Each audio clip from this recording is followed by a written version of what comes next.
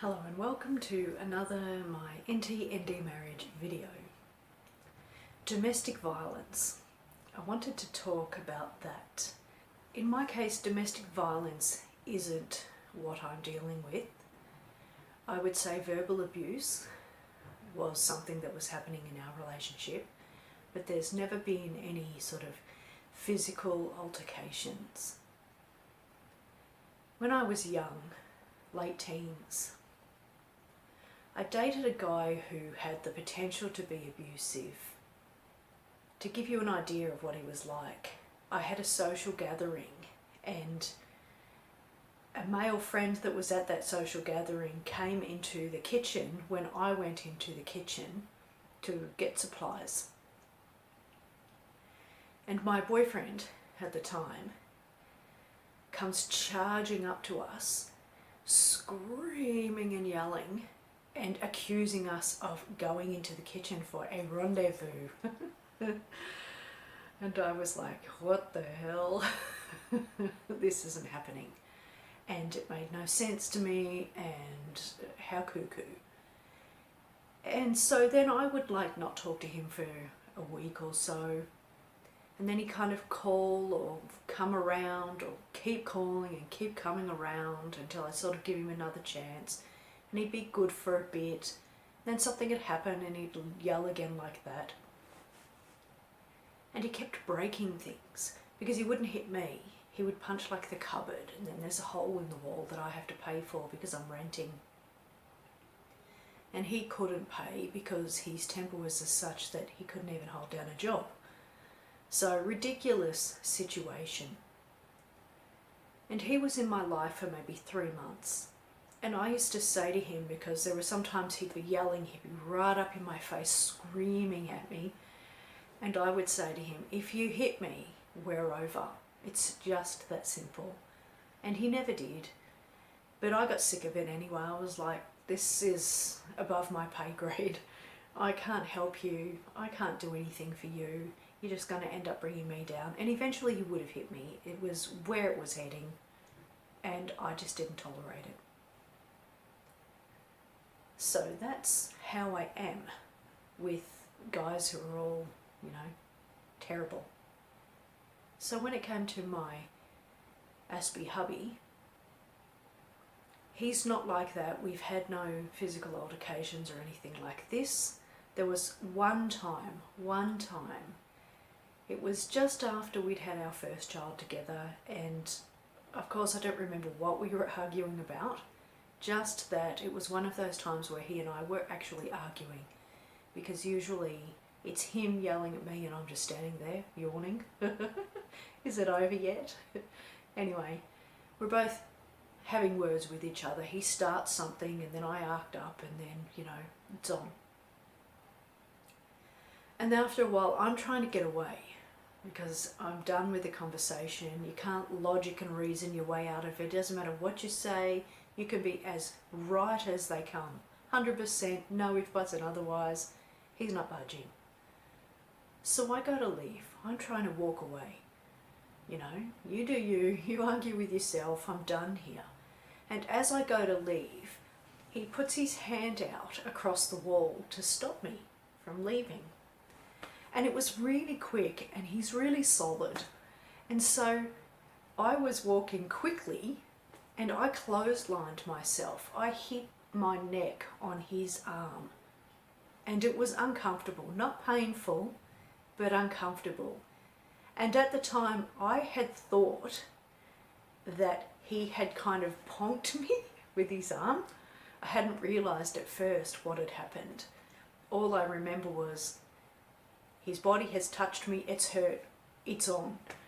So I grabbed him by the fronts and actually pushed him up against the wall and screamed at him, yelled at him to never effing touch me.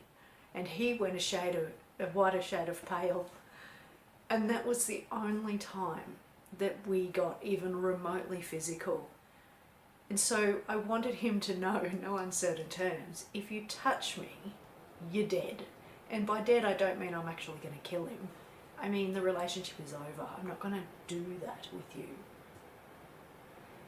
So I must admit, I don't understand the principle behind staying with somebody who hits you. And I'm not accusing and victim blaming as I say that. I just genuinely don't get it. I can't imagine somebody physically hitting me and then me returning. I can't imagine it at all. I just feel like, I don't know. If somebody hit me, I don't know what I would do, but I know that I wouldn't go back. I know that I would probably fire up and get myself in all sorts of trouble, because then we'd both be having fisticuffs.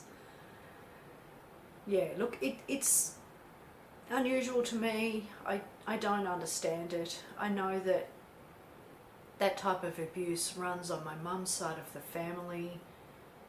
I went to a party once and my auntie there had a black eye, and the guy that had done it was there, and he was a terrible piece of work. He was an awful, awful man. Anyway, I was walking past him and somehow I tripped and spilled my drink onto him, right? And I was instantly apologetic, not because he was abusive, but because I spilled my drink on somebody that's problematic. So I'm there cleaning it up, sorry, getting a cloth, wiping the mess down. And my auntie comes up to me and threatens me and tells me to stay away from her man. And I didn't say anything at the time, but I thought to myself, love, you've got a black eye. There's no way I'm going anywhere near your man. I don't understand how you're going anywhere near your man, and I'm certainly not trying to poach him. I would say you can have him, but I didn't want her to have him either. He was awful, awful. So yeah, I don't know what drives it. I know that my auntie had a really terrible upbringing. I know that she was very insecure. She hadn't really liked herself much. She grew up in a family where her dad was a war veteran and he came back damaged, and this whole kit and caboodle of generational violence.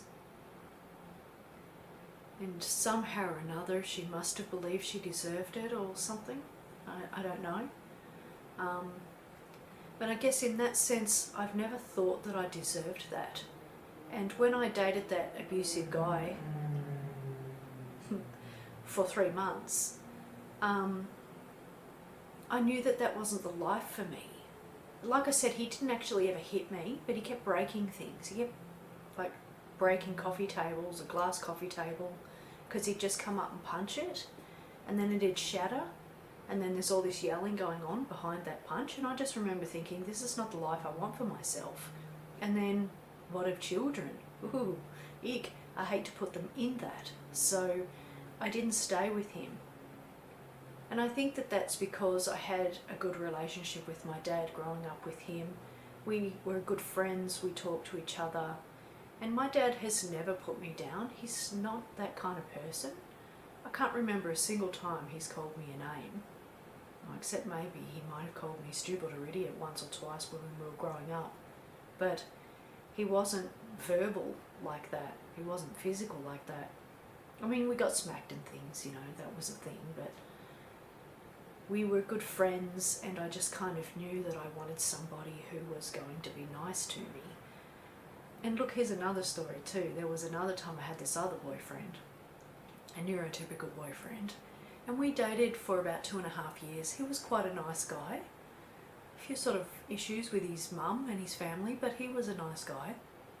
And there was one time I had actually hit my eye on my car door and cut my eye open, and it bruised and swelled up, and I looked like I'd been in the wars. And my dad came over and said to me what happened, and I said I hit my head on a car door. Now, you know the saying, I walked into a door. That's what supposedly abused people say as an excuse for why they've got a black eye. Well, my dad stood up. He stood up, he stared at my boyfriend. I forgot to mention my boyfriend was present. And he stepped towards my boyfriend, and my boyfriend goes a pale shade of white, thinking, oh my God, her dad's about to attack me. And he was about to be like, how dare you touch my daughter? And I had to say to my dad, no, Dad, I really did hit my head on the car door. He didn't hit me, it wasn't him. And so that was done. That was, just a funny situation. So I think that if anybody did put their hands on me, my dad would probably have a word or two to say about it. But yeah, in our case, I don't have a domestic violence situation. However, I had a conversation recently with my best friend, my closest friend, my longest standing friend. We'd known each other since we were little. And she knows all of my history. Every argument, every conversation, everything that's ever happened between my husband and I. And during COVID lockdown, we were having a conversation about how everybody was struggling.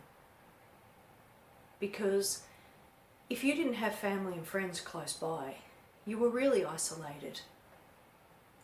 And that was my situation. I have family and friends and things, but I couldn't visit them because they weren't in the kilometre radius. So it was really kind of lonely. I could talk to people over the phone and things, but it really wasn't quite adequate. This particular friend and I were talking about how hard it is. And then I said to her something about how I used to be friends with the neighbours, but they stopped associating with us, myself and my family, for whatever reason. We'll never know.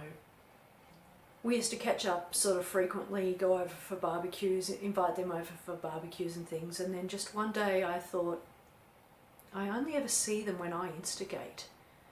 And what if they actually don't want to know me, but they're feeling obligated to say yes? So I stopped inviting them, and I never heard from them again. That's not crushing to the ego. Anyway, so that comes up. I talk about how, it's kind of a pity that I'm not sort of friends with the neighbours because, at least I'd have people to visit or something. And my cousin tells me that I should be understanding towards them because they could be going through domestic violence situations. And that rubbed me the wrong way for a few reasons. Firstly, because I am understanding. Secondly, because I know them well enough to know that they're not going through domestic violence situations. And thirdly, as I said to my cousin, if anything, they should be more understanding of my situation because that's what I'm dealing with. And my cousin got really upset and said, I can't listen to you talk about how you're in a domestic violence situation while you stay with your husband and you defend him. And then she says, she's really upset and she has to go. Hangs up the phone. We haven't spoken since. And I sort of was sitting there a bit sort of bamboozled, thinking to myself, you know my situation. You know that I only used the word domestic violence because that was the word you used, not because it relates to me, because it doesn't relate to me. I've never been in a domestic violence situation at all. And it's so ironic because my bestie, she was in an abusive relationship for 3 years. So she knows me. She knows I'm not like that. She knows I wouldn't go there, do that. But me using the term that she used through her, I guess, and she got upset and doesn't talk to me anymore. Life is so bizarre, so full of twists and turns and people's emotions and such. Yeah, so anyway, the point is that I don't have that in my life. I don't think that I would ever have that in my life. I just can't imagine having that life. Like, it's bad enough being in a relationship with somebody who's on the spectrum, who doesn't love you in the way that you want to be loved, who doesn't desire you the way you want to be desired, or show you attention in the way that you want, or anything like that. Like even compliment you and stuff, But to add to the drama of your life by inviting and having and being in a situation where you are being actually physically hurt, I just don't want that for myself. I don't want that for my children. It's like that saying, sticks and stones may break my bones, but words will never hurt me. That's kind of how I roll. He can say what he wants with his little verbal nitpicks, And if he has any kinds of shots at the children, I can step in and push him away, which I always do, so I can defend them. And I mentioned in another video once that he slapped one of our children and I clawed him because I was like, don't touch the children. I'm not going there with anybody who's going to hurt me or the children. It's my job, as far as I see, is to protect my children and to defend myself. So yeah, domestic violence isn't happening in my situation. And I'm sorry for anybody who it is happening to. And I don't mean to imply that like it's your fault if you're staying. That's not at all what I mean. I imagine there's all sorts of psychology and manipulation and things going on behind the scenes that I just don't understand or know about. So if you are in that situation, I'm sorry. And I wish you weren't, and I wish nobody was ever abusive. But in my case, it's just not something we're dealing with. He's just mostly verbal, and verbal is kind of sort of water off a duck's back, because I know my truth and what he says about me isn't my truth. And I also know that he has to be insecure and feeling crap about himself in order to be saying negative things to me, because you don't say negative things unless you feel crappy. Those who are confident and like themselves are quite happy, positive people to be around. Anyway, I've rambled on long enough. Thank you for taking the time to watch this video. I really do appreciate it. And hopefully you got something out of it.